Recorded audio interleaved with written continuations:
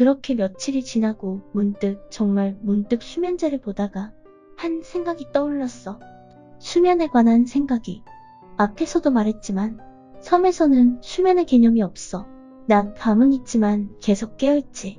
정호연이 내 공백을 버티기 힘들어했던 건 그 이유도 있었을 것 같아. 그래서 나는 생각했어. 진, 레이, 세이에게 부탁하는 걸. 정호연이 조금이라도 좋으니까 잠을 자게 해달라고. 여태까지 신세를 진 걸 생각하면 정말 나 부끄러운 일이었지만 그때 나는 솔직히 매우 이기적이었어. 세 사람은 처음 안개꽃섬을 만든 이후로는 정말로 단 한 번도 모습을 드러내지 않았었어. 나는 어떻게든 세 사람을 부르려고 애를 써봤어. 간원의 힘을 있는 대로 끌어올려서 파도를 일으켰지만 안개의 벽에 부딪히자마자 쓰러져 버렸고 소리를 아무리 질러도 그 밖으로는 나가지 않았어. 당연하지만 헤엄을 쳐서도 나갈 수 없었고 이럴 거면 이탈 시도를 하지 말라는 따위의 말은 왜 했는지 원망스러웠어. 정호연도 내 설명을 듣고는 수긍했어. 잠을 잘 수 있다면 한결 낫겠지 하고. 하지만 세 사람은 우리가 무슨 짓을 해도 나타나지 않았어. 그렇게 한 사나흘쯤 지났던가. 꿈에 진입했는데 정호연이 보이지 않았어. 불안한 느낌에 미친 듯이 섬을 뒤지던 나는 뭔가에 홀린 듯이 안개꽃나무가 있는 중앙으로 갔어. 거기에 정호연이 쓰러져 있었고 그토록 불러도 오지 않았던 세 사람도 있었어. 대체 무슨 짓을 했던 것인지. 그 커다란 안개꽃나무는 깔끔하게 베어서 뒤로 넘어가 있었어. 복잡한 감정에 말을 못 꺼내고 있는데 세 사람이 쓰게 웃었다.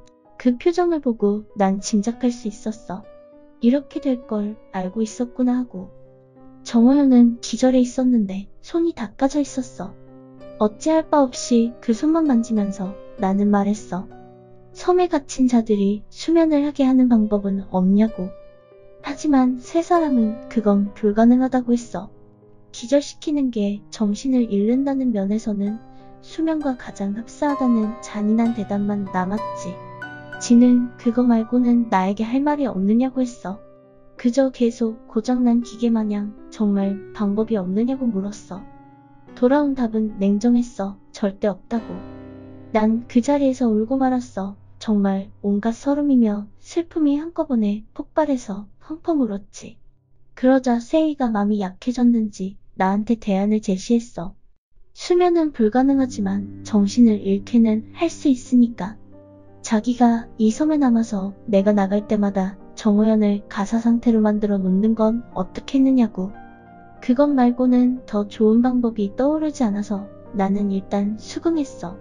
그런데 진과 레이가 세이를 극렬하게 말렸어. 뭔가 많은 말이 오갔던 것 같지만 가장 기억나는 말이 하나 있어. 이런 식의 해결책으로는 진짜 낙원이 될 수 없어. 하지만 세이가 워낙 고집을 부렸기 때문에 결국 진과 레이만 돌아갔어. 진은 쓸데없는 짓 하지 말라고 세이한테 경고 비슷한 걸 남겼고 나와 세이는 정호연이 깨어나길 기다렸다가 아까 했던 말을 전했어. 그가 반대하면 어쩌나 조마조마했는데 의외로 너무나도 순순하게 그러자고 했어. 그래서 호연은 내가 나갈 때마다 세이의 손에 의해 기절했지. 입맛이 썼지만 그래도 예전에 비해 그의 증상이 많이 나아지는 것 같아서 그걸로 위안 삼았지. 세이는 한동안 아무 말도 없이 자기가 맡은 일을 묵묵히 했어. 내가 정호연과 있을 때 세이는 혼자서 섬 주변을 돌아다니거나 집 안에 있었어. 우릴 배려한 거였겠지. 정호연은 점점 안정되어 가서 예전의 모습을 다 되찾은 것처럼 보였어. 그때쯤에서 세이가 말을 꺼냈지. 바깥 상황은 아수라장일 거라고.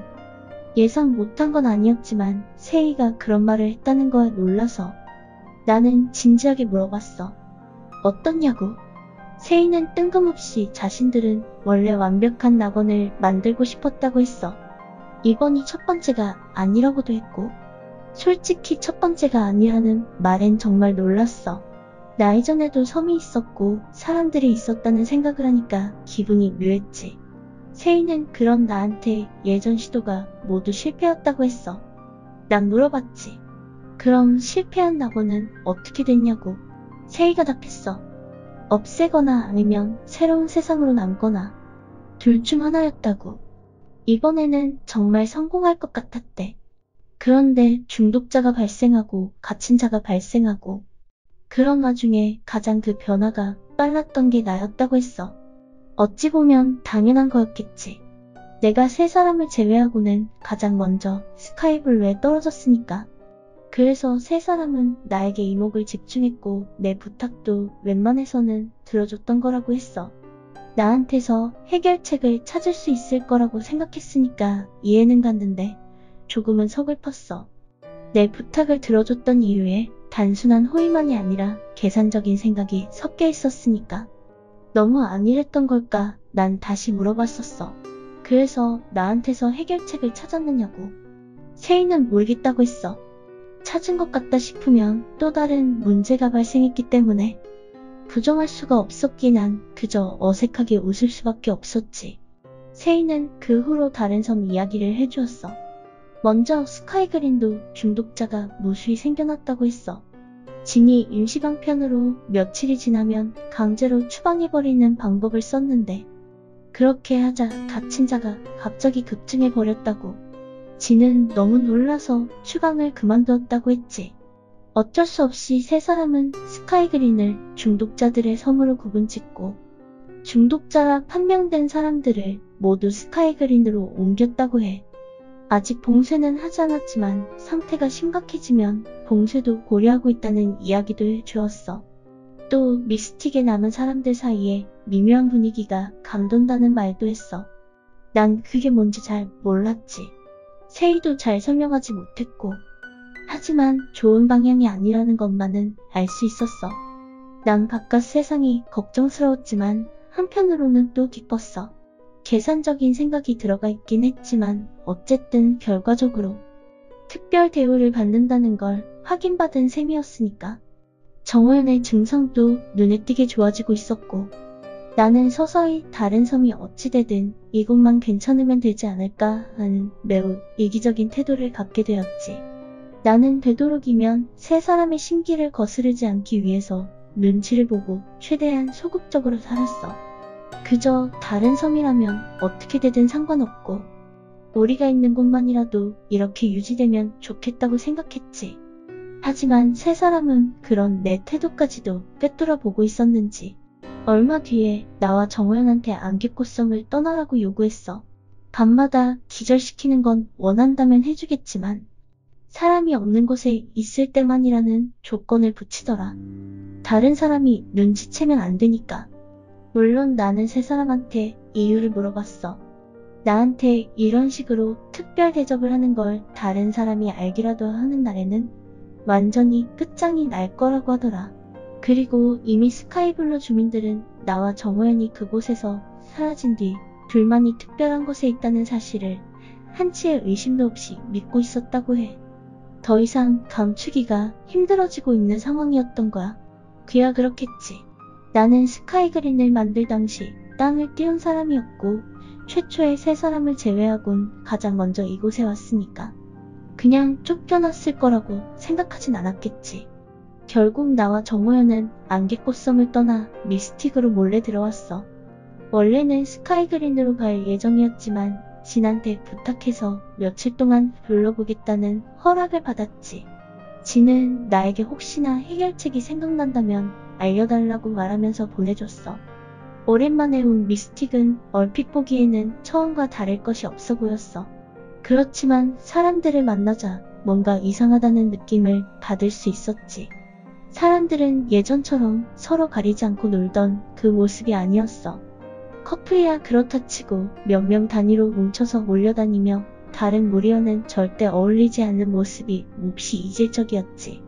미스틱의 주민들은 비교적 최근에 온 사람들이었기 때문에 나와 정호연을 아예 모르거나 안다고 해도 대충 그런 사람이 있구나 하는 정도였어. 때문에 나와 정호연은 심한 경계의 눈빛을 받았어. 나와 정호연은 어쩔 수 없이 당분간 못 왔다가 오랜만에 왔다는 식으로 약간의 거짓말을 할 수밖에 없었어.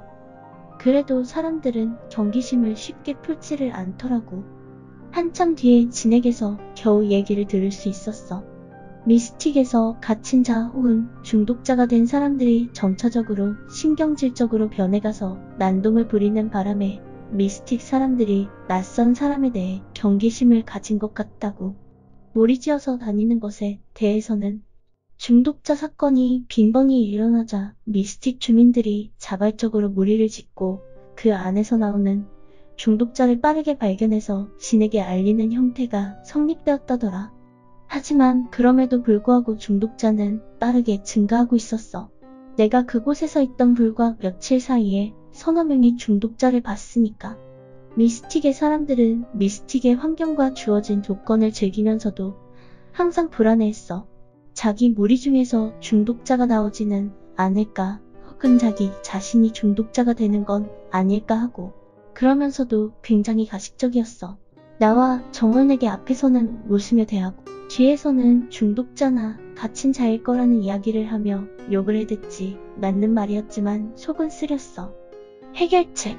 솔직히 이런 상황은 나도 처음이었고 너무 예상 밖으로 분위기가 심각해서 도무지 떠오르지 않았어. 현실에서도 그 문제를 생각했지만 답은커녕 실마리도 보이질 않았어.